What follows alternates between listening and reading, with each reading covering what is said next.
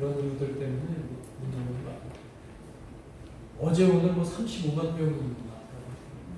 어마어마하게 너무 이제 끝물인 것 같아요. 마지막 조금 더 인내하고 잘 참고 해서 코로나 이전으로 돌아가는 그런 소망의 날을 간절히 기대합니다. 오늘 말씀의 제목은 한번 같이 해볼까요? 시작. 나의 숨, 너의 숨. 나의 쉼, 너의 숨. 애굽을 탈출한 이스라엘 백성은 마침내 출애굽기 20장에 보면 시내산에서 하나님과 계약을 맺게 됩니다. 그 계약의 내용은 이런 거예요. 하나님은 이제부터 너희들의 주님이 되고, 그리고 너희들은 이제 그 여호와 하나님의 백성이 될지니, 이제 너희들은 내가 너희들에게 요구하는 이 계명을 지킬 것이다. 그러면 내가 너희들의 앞날 미래를 끝까지 책임져 주겠다 라고 하는 그런 계약을 맺습니다.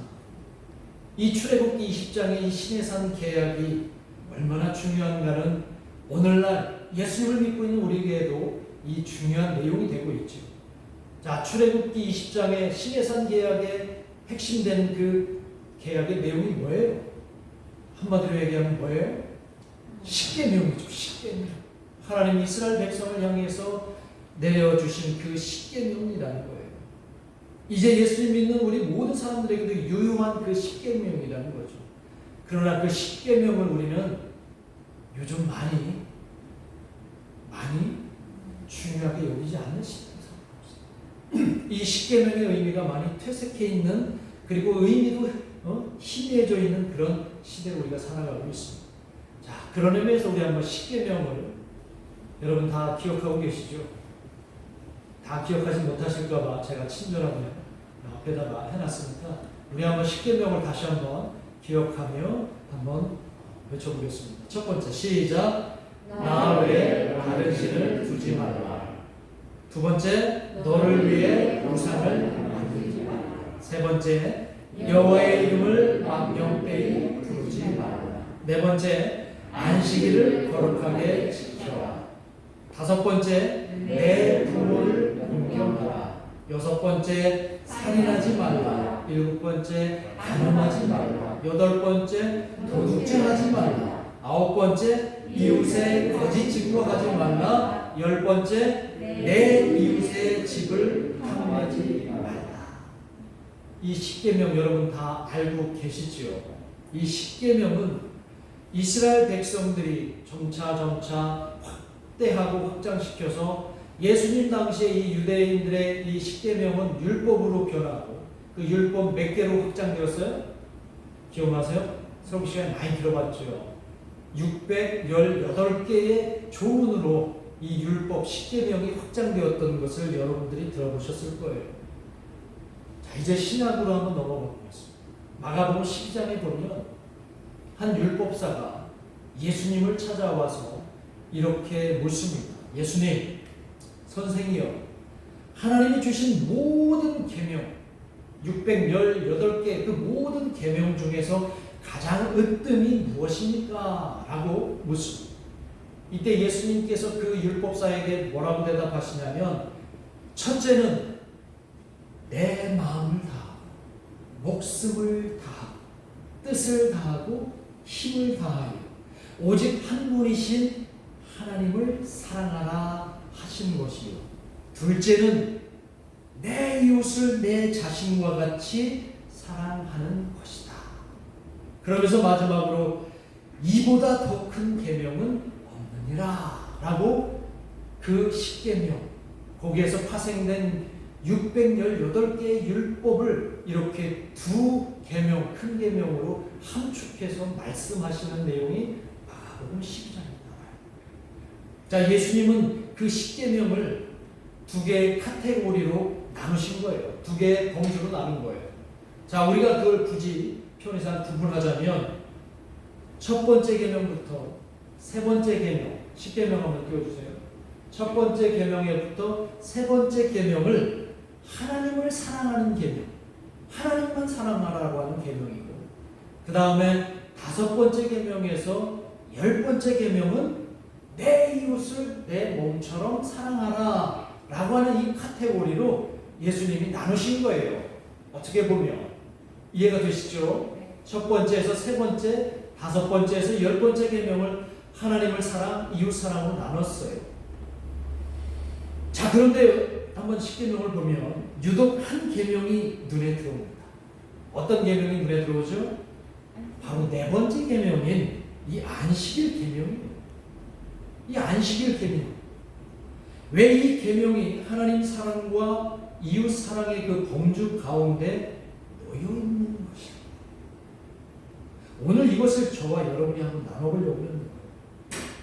저는 이 안식일 계명이 첫 번째와 세 번째 그리고 5번째와 10번째 사이에 놓여 있는 그 이유는 이 안식일 계명이 10계명 전체인 하나님 사랑과 이웃 사랑을 이어주는 다리의 역할을 하기 때문이라고. 그래서 오늘 저는 읽은 본문, 저와 여러분이 읽은 그 안식일 계명의 확장판인 오늘 23장 10절에서 13절 말씀, 이 말씀이 얼마나 우리에게 중요합니다. 왜 이것이 하나님 사랑과 이웃 사랑의 그 연결 다리가 되는가? 왜 교두부 역할을 하는가? 이것을 함께 여러분하고 나누려고 합니다. 아마 이런 내용은 아마 생소하실 거예요. 그죠? 왜 안식일 개념, 왜 안식일 계명이 10계명 4번째 계명에 들어있을까? 10계명 안에 이 안식일 규정이 왜 그것에 놓여있는지 이제 함께 나눠보려고 합니다.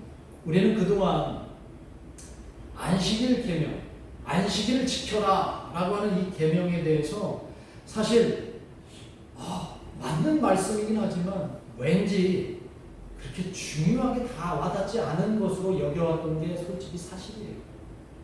왠지 안식일 계명하면 좀 불편하고 부담스러운 것이 좀 사실이기도 합니다. 왜냐하면 이 신약 성경 복음서를 읽다 보면 예수님과 바리새인들이 주로 논쟁하고 다투셨던 것이 어떤 주제였어요? 이 안식일 개념으로 상당히 다투셨어요.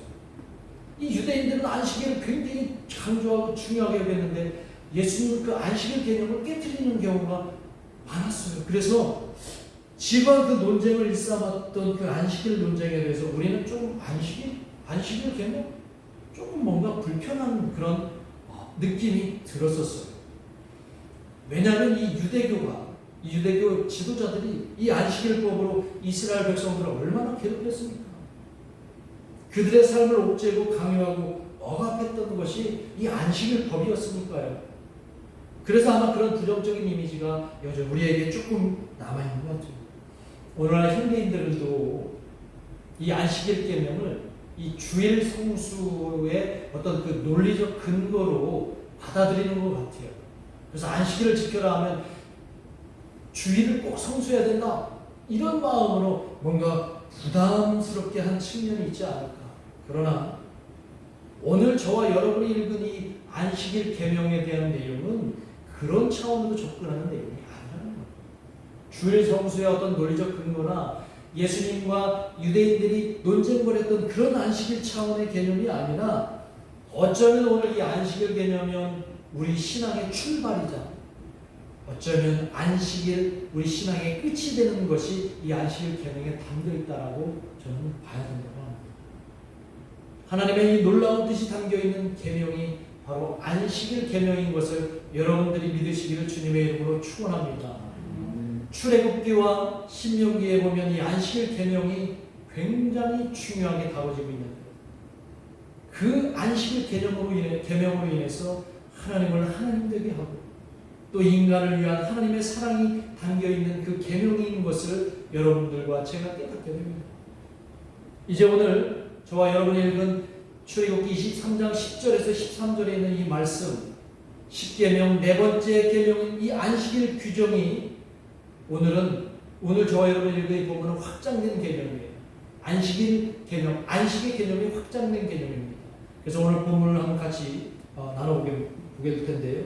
먼저 10절과 11절에 있는 그 안식년에 관한 내용을 함께 읽어볼 텐데요. 자, 그 내용이 어떤 내용이냐면 6년 동안 내 땅에서 농사를 열심히 지었다가 매년 수확을 해왔다면 이제 7년째 되는 해에는 땅을 경작하지 말고 그냥 묵혀두라고 합니다. 그렇게 되면 이 땅이 쉴 수 있는 거죠. 땅을 쉬게 하라는 거예요. 그리고 만일 묵히는 그 땅에서 이 농작물이 저절로 자라나는 것이 있다면 내가 그 땅에 가서 그것을 거두지 말고 가난한 사람들이 와서 그것을 거두고 먹게 하라고 말씀하시고, 그 다음에 그리고도 남은 것이 있으면 들짐승이 와서 먹게 하라고 합니다. 그러면서 11절에는 뭐라고 얘기하냐면 포도 농장과 또 올리브 농장도 그렇게 하라고 합니다. 안식년에는 가지도 치지 말고 관리도 하지 말라는 그런 이야기예요. 자, 그 다음에 12절 말씀이에요. 12절 말씀 한번 같이 읽어보겠습니다. 12절 말씀. 자, 시작. 너는 엿새 동안에 레일을 하고 일곱째 날에는 쉬라.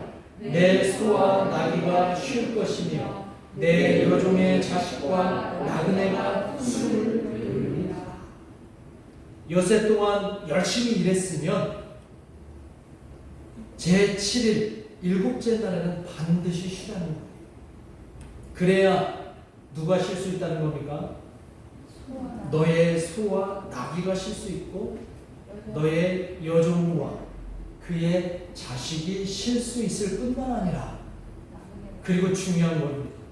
나그네가 숨을 돌릴 수 있다. 이게 무슨 말일까요? 안식년과 안식일을 구체적으로 지키는 내용을 제가 이렇게 묵상하면서, 이 말씀을 묵상하면서, 하나님께서 안식일을 제정하시는 이유, 안식년을 제정하신 이유는 이 쉼이, 이 안식이 나만을 위한 쉼이 아니라 내가 아닌 다른 존재들도 함께 연결되어 있다는 사실을 깨닫게 됩니다. 그러니까 안식일을 지켜라라고 하는 것은 내가 쉬면 된다는 게 아니라 그 안식을 통해서 내가 쉴 뿐만 아니라 나로 인해서 다른 사람도 다른 존재도 쉴 수 있음을 깨닫게 해라, 이런 말이라고. 내가 쉬면 소와 나귀도 쉴 수 있고 또 우리 집안일을 하는 노예와 그의 자녀도 쉴 수 있습니다. 당시에 이 나그네는 떠돌아다니는 사람인데 이런 사람들을 붙잡아다가 막 강제 노역을 시켰다는 거예요. 그때 상황으로. 이런 사람들은 내가 쉬면 그들은 숨을 돌릴 수 있다는 거예요. 살 수 있게 된다는 거예요. 이게 안식의 개념이라는 거예요. 저는 이 얘기를 들으면서 충격을 받았어요. 안식일 계명이, 안식일법이 이런 놀라운 의미가 여기에 담겨져 있구나 라고 하는 사실을 저는 깨달았던 겁니다.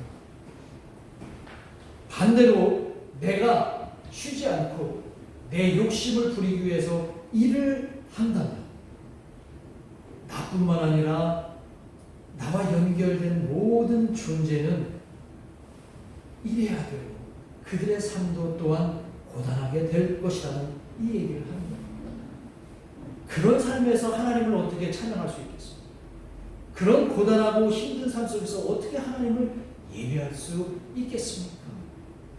그런 삶이 어떻게 이웃을 진정으로 사랑한다고 할 수 있겠습니까? 그래서 안식일 계명의 또 다른 중요한 핵심은 바로 회복입니다. 회복.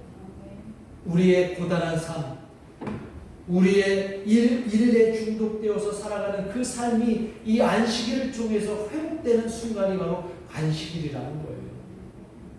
그 회복이 있어야 우리가 하나님과의 관계도 회복될 뿐만 아니라 우리 이웃들과의 관계도 회복될 수 있고, 그 회복이 있어야 진정으로 하나님께 찬양하며 축제의 예배를 드릴 수 있는 것 아닐까요? 이것이 바로 하나님과 우리의 안식, 그래서 중요한 것입니다. 안식을 통해 창조주 하나님을 예배할 수 있게 되고, 그리고 하나님은 우리와 함께 안식하실 수 있게 되는 것입니다. 이런 안식의 정신이 이런 안식일 계명의 정신이 바로 우리 교회, 수매심 교회 정신인 것을 꼭 기억하시기를 주님의 이름으로 축원합니다. 우리가 수매심이라는 말을 괜히 담은 게 아니에요. 이 수매심은 바로 안식의 개념에서 나온 거예요. 이 안식의 개념에서 나오는 것이 바로 수매심의 정신입니다.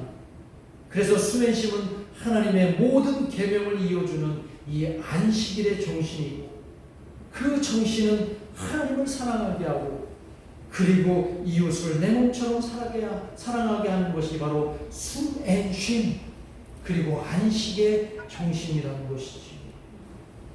우리가 비록 뭔가를 하지 않으면서도 놀라운 일을 만들어내는 그 능력이 바로 안식일의 기적이라는 것을 기억하시기를 바랍니다.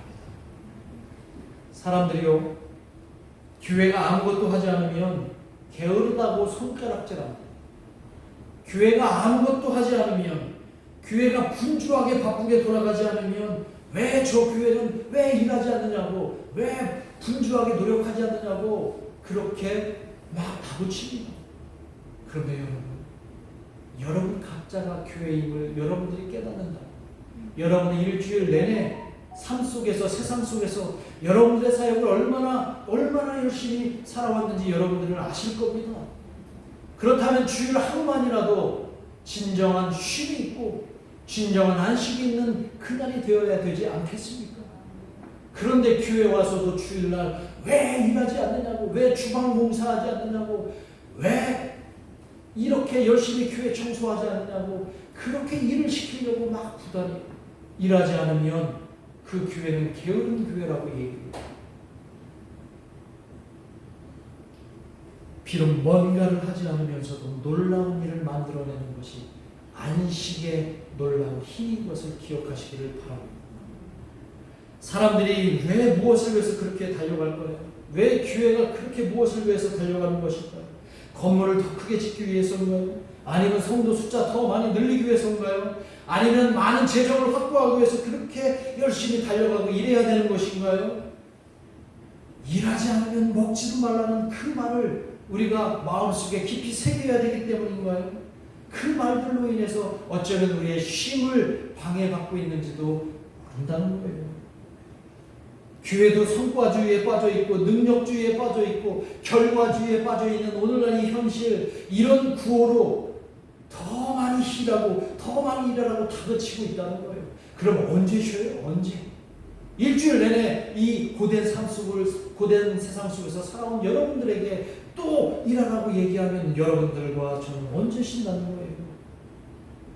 참 안식이 없어서 참 피곤해하며 힘들어하는 것이 오늘날 현실입니다. 만약에 내가 그렇게 힘들고 고단함을 느끼고 있다면 나와 연결된 모든 이웃들도 그렇게 느낄 수 있다는 거예요.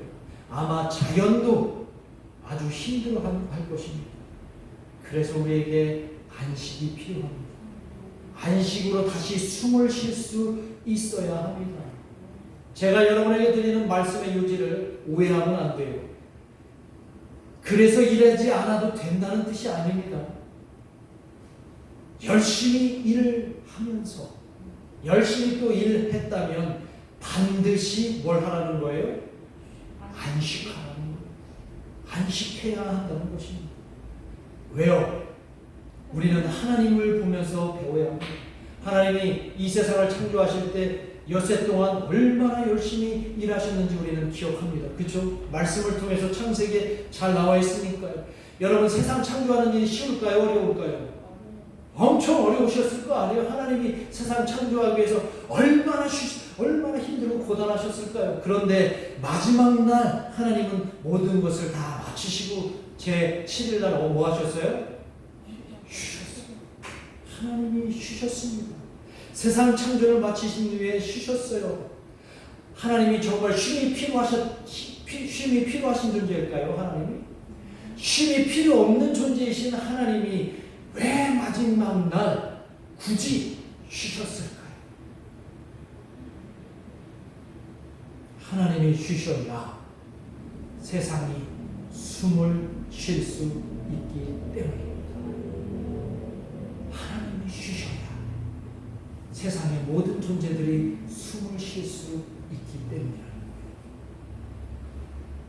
아내와 제가 해외 첫 여행을 간 지가 뭐 그렇게 오래되지 않고 불과 한 10여 년 전이에요.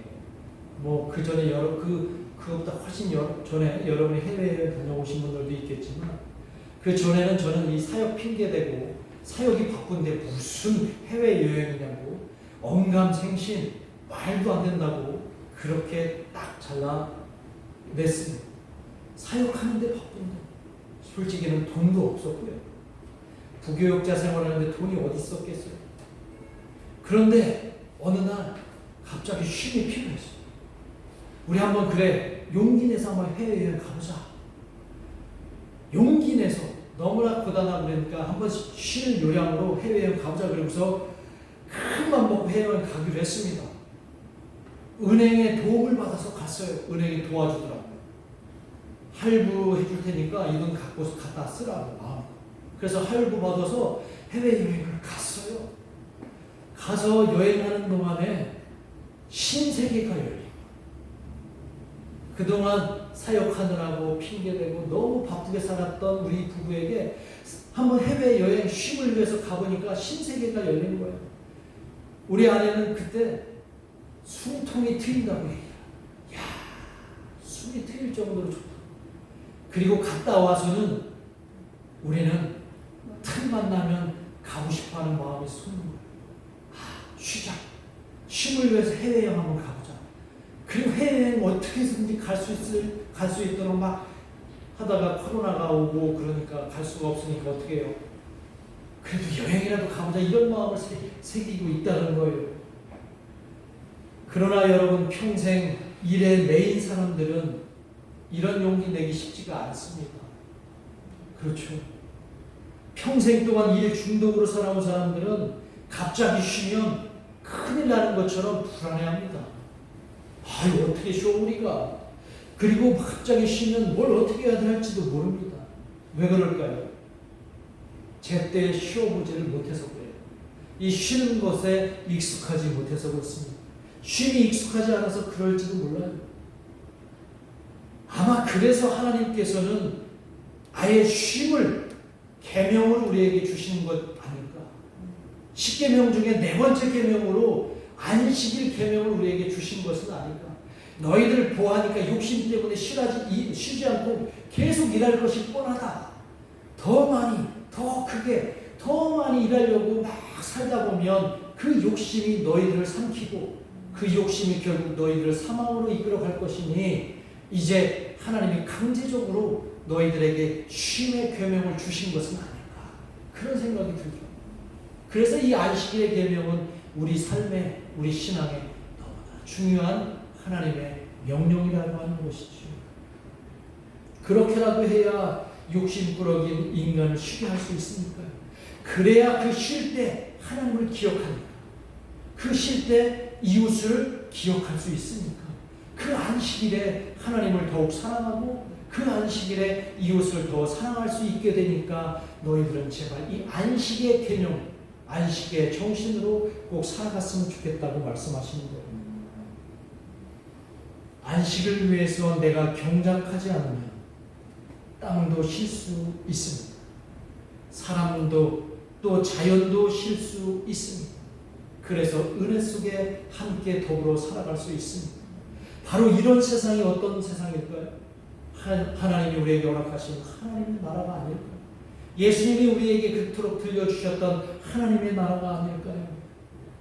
여러분, 안식일을 잘 지키시기를 주님의 이름으로 축원합니다.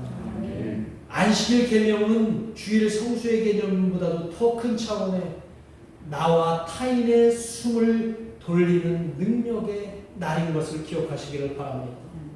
하나님께 집중할 수 있는 은혜의 시간이며 내 이웃을 향해 집중할 수 있는 사랑의 시간인 것을 여러분이 기억하시고 이것이 안식일의 정신이며 우리 수면실교의 정신인 것을 기억하시기를 간절히 바랍니다.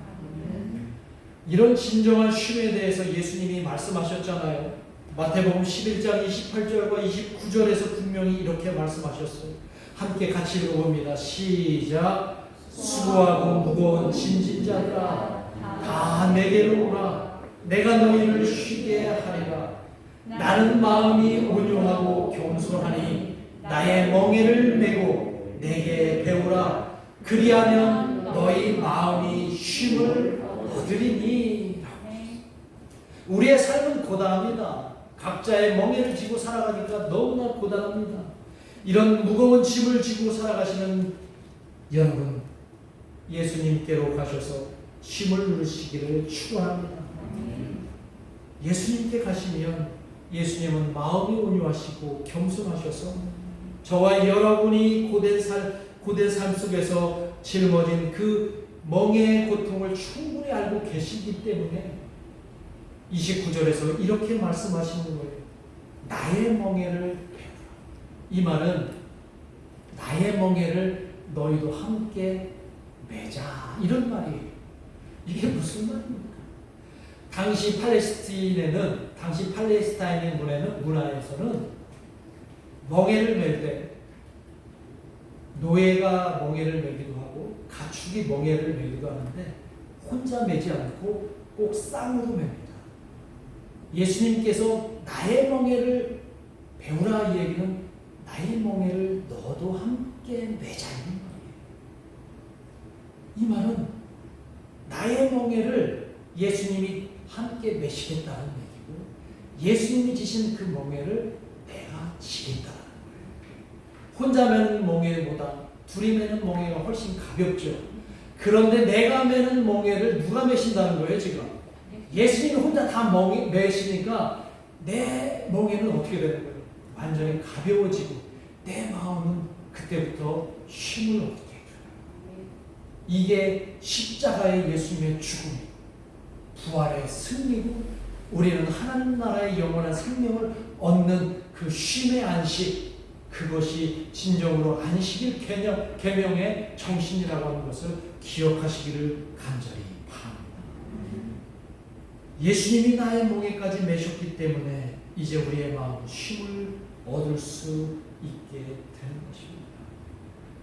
여러분, 이제 말씀을 맺겠습니다.